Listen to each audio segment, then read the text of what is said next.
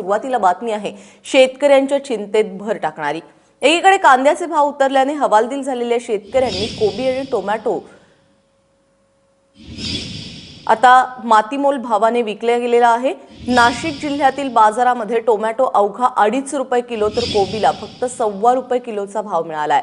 20 किलोच्या टोमॅटोच्या क्रेटला 50 रुपये आणि कोबीच्या क्रेटला फक्त 25 रुपये मिळतात। त्यामुळे बाजारात माल घेऊन आलेल्या शेतकऱ्यांचा चहा पिता येईल एवढाही खर्च त्यांना यामध्ये मिळत नाहीये, एवढे पैसे त्यांना यामध्ये मिळत नाहीये।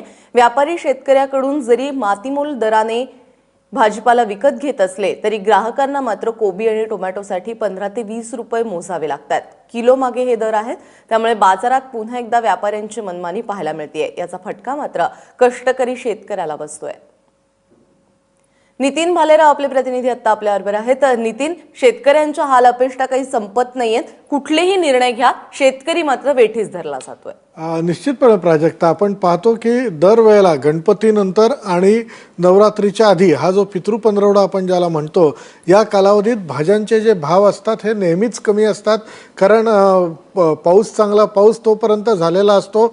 यावेळेला तर परिस्थिती अशी आहे की चांगल्या पावसामुळे उत्पादन प्रचंड झालेलं आहे आणि दुसरीकडे मार्केटमध्ये ग्राहकांकडनं भाज्यांची मागणी कमी आहे आणि त्याचा परिणाम म्हणून या ज्या भाज्यांचे दर आहेत हे अत्यंत कमी झाले आहेत। म्हणजे टोमॅटो जो क्रेट असतो तो क्रेट म्हणजे आत्ता मागच्या आठवड्यापर्यंत 250 रुपयापर्यंत क्रेट जो विकला जात होता तो क्रेट आता अक्षरशः 20 आणि 25 रुपयाला मार्केटमध्ये उपलब्ध आहे। कोबीची तीच परिस्थिती आहे। भेंडी तर 60 आणि 70 रुपये किलो भाव होता, तो आज भाव 20 रुपये किलोवर आलेला आहे। तुम्ही गवार घ्या, मिरची 100 रुपये किलोची मिरची आज 15 रुपये किलो भावाने ही होलसेल बाजारात विकली जाते। म्हणजे भाज्यांच्या सगळ्या याच्यात जवळपास 60 ते 70% घट दरामध्ये ही झालेली दिसून येते। परंतु पुन्हा ही जी घट आहे ही शेतकऱ्याला याचा फटका बसतोय।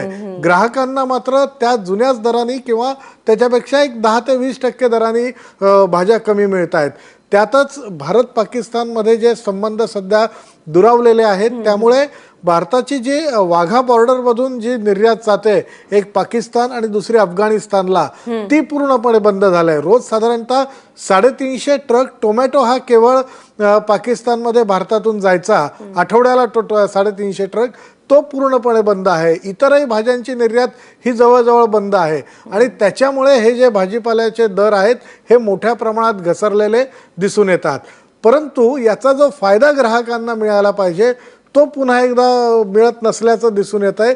एकीकडे शेतकरी मरतोय, त्याच्या मालाला भाव नाही, दुसरीकडे ग्राहकांना मात्र चढ्या दरानं भाव मिळतोय आणि याच्यामध्ये मधल्यामध्ये काही झालं तरी व्यापारी स्वतःला तोशिष लागून घेत नाही। कुठल्याही परिस्थितीमध्ये आपला जो नफा आहे तो कसा कायम राहील किंबहुना तो कसा वाढेल या दृष्टीने त्यांचे प्रयत्न असतात आणि पुन्हा एकदा व्यापारी ग्राहकांच्या खिशात हात घालून आणि शेतकऱ्यांच्या खिशात हात घालून मधल्यामध्ये मोठ्या प्रमाणात पैसे कमवताना आपल्याला इथे दिसून येत आहेत।